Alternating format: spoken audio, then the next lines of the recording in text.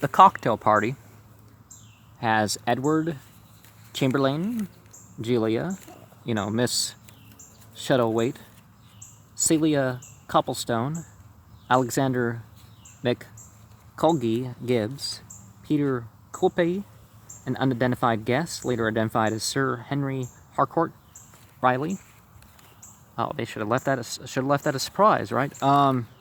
Lavina Chamberlain, under secretary, two caterers' men, and this is all set in London. It's not a very big party. Usually that's best. Act 1, Scene 1. The drawing room of the Chamberlain's London flat, early evening. Edward Chamberlain, Julia Shuttlewaite, Celia Copplestone, Peter Quilpay, Alexander McColgie Gibbs, and an unidentified guest. Alex says, "You've missed the point completely, Julia. There were no tigers. That was the point." Julia says, "Then what were you doing up in a tree, you and the Maharaja?"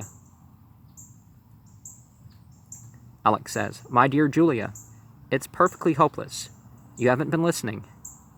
You have to tell us all over again, Alex," says Peter.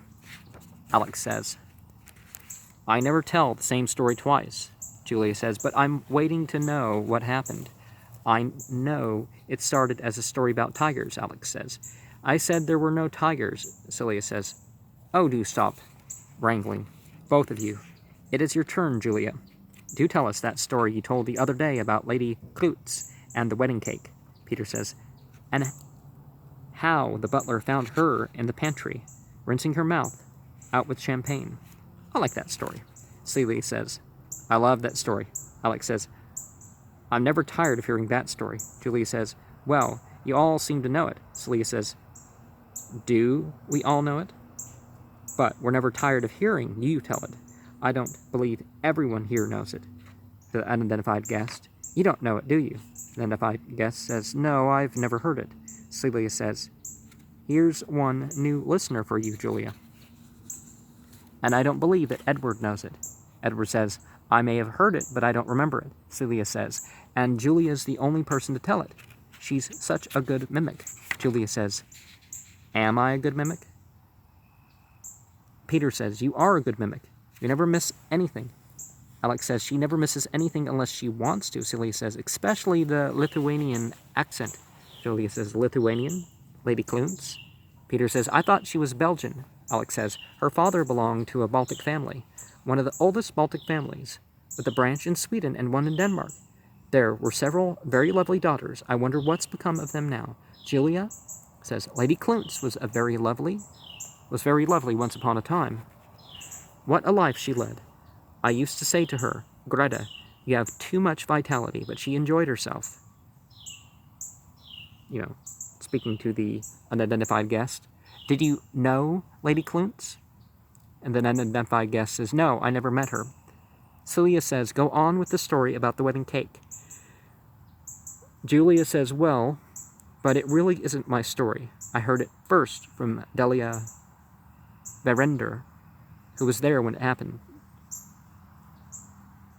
Turning to the unidentified guest, "Do you know Delia Verender?"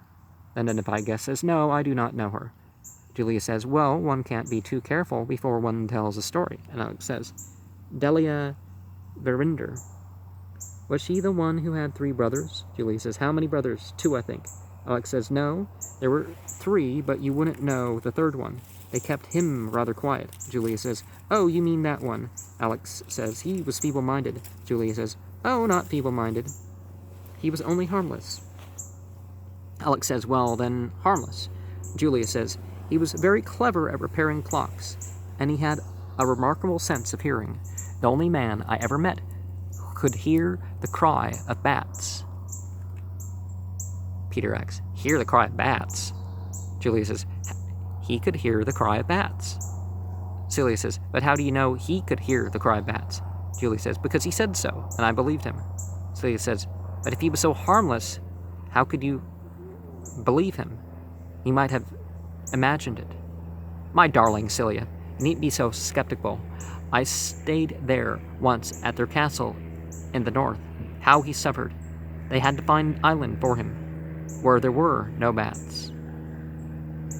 Alex says, and is he still there? Julia says, Julia is really a mine of information. Celia says, there isn't much that Julia doesn't know. Peter says, go on with the story about the wedding cake. Edward then leaves the room. Now, not doing harm unnecessary, that's perhaps a virtue. And never being known to harm people doesn't mean harmless. They're kind of different things, aren't they? No, well, wait until Edward comes back into the room. Now I want to relax. Are there any more cocktails? Peter says, but do go on. Edward wasn't listening anyway. Julia says, no, he wasn't listening, but he's such a strain, Edward, without Lavina. He's quite impossible, leaving it to me to keep things going. What a host, and nothing fit to eat. The only reason for a cocktail party, for a gluttonous old woman like me, is really a nice tidbit, but I can drink at home. Edward returns with a tray. Edward says, give me another of those delicious olives. What's that? Potato crisps? No, I can't endure them. Well, I started to tell you about Lady Clunes. It was at a Vincewell wedding so many years ago, to the unidentified guests, asking, did you know the Vincewells? The unidentified guest says, no, I didn't know the Vincewells. Julie, well, I don't know that. Julie says, oh, they're both dead now. But I wanted to know if they'd been friends of yours. I couldn't tell the story. Peter says, were they the parents of Tony Vincewell? Julia says, yes, Tony was the product, but not the solution. He only made the situation more difficult. You know Tony Vincewell. You know him at Oxford. Peter says, no, I never knew him at Oxford. I came across him last year in California. I've always wanted to go to California. Do tell us what you were doing in California. Celia says, making a film.